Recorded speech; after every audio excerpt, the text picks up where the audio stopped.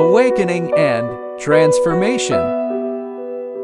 Hello and welcome. Today, we're going to delve into a core concept, bodhicitta, or the awakened mind. Striving to stay true to the master's original intent, let's jump right into the dialogue. It begins with a strong analogy, stating that a single drop of lion's milk can curdle an entire ocean of goat's milk. This makes the power of bodhicitta sound quite revolutionary. The essence of this analogy is actually about bodhicitta, that aspiration for awakening, and for helping all sentient beings. It possesses a fundamental transformative power.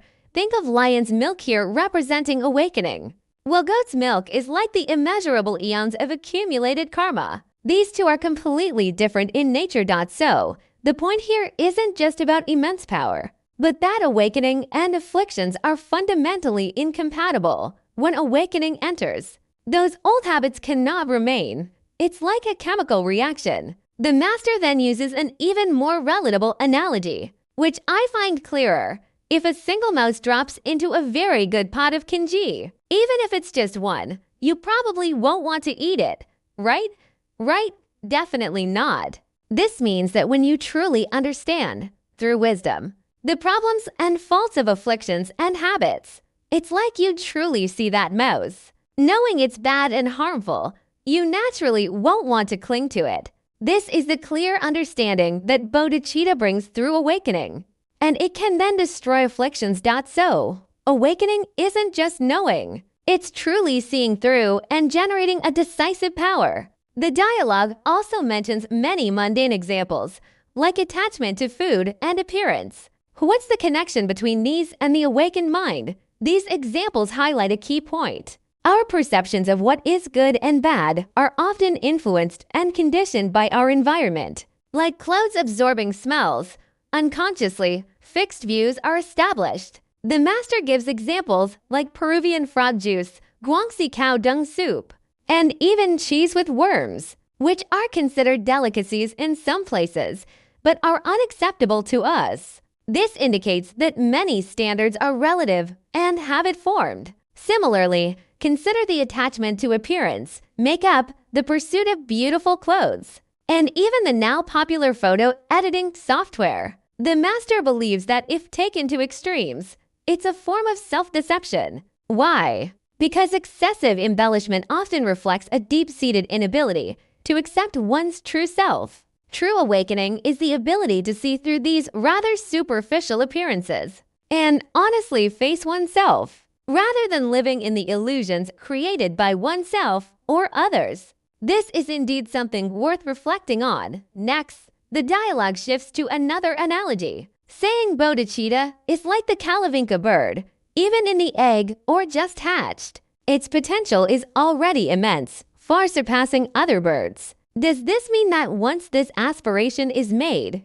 even at a very preliminary stage, it already contains incredibly powerful seeds? This analogy emphasizes that bodhicitta inherently contains the potential for Buddhahood, as if the genes of a Buddha's wisdom and merits had already been sown. However, the master also reminds us that this doesn't mean you immediately become a Buddha or a prince, just by aspiring. It's a process that requires step-by-step growth and realization. Going through many stages of bodhisattva practice. The master mentions stages like the 1st to 10th Bhumi's grounds, ultimately leading to perfect Buddhahood. But the key is that the initial aspiration already contains the possibility of ultimate Buddhahood. This is also related to the application of wisdom.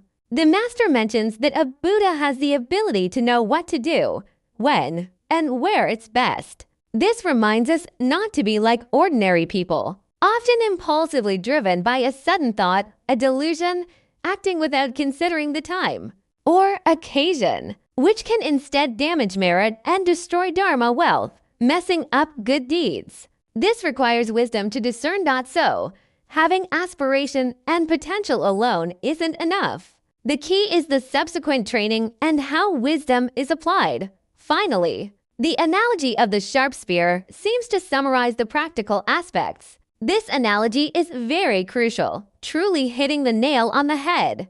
The master says that if your bodhicitta is just a concept, an idea, or merely spoken words, it's like a spear made of tofu, soft and useless, utterly incapable of piercing the deep-rooted wrong views in our minds, which are like the dense armor of mistaken beliefs. Therefore, you need to constantly sharpen this spiritual spear with wisdom.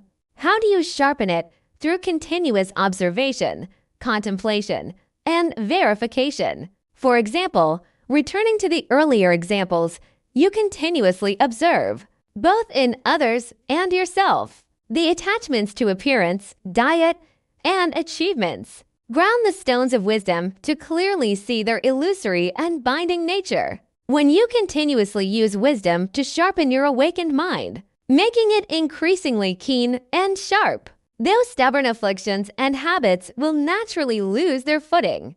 They may even begin to dissolve before you even intentionally try to confront them. This is the true cultivation of bodhicitta in daily life.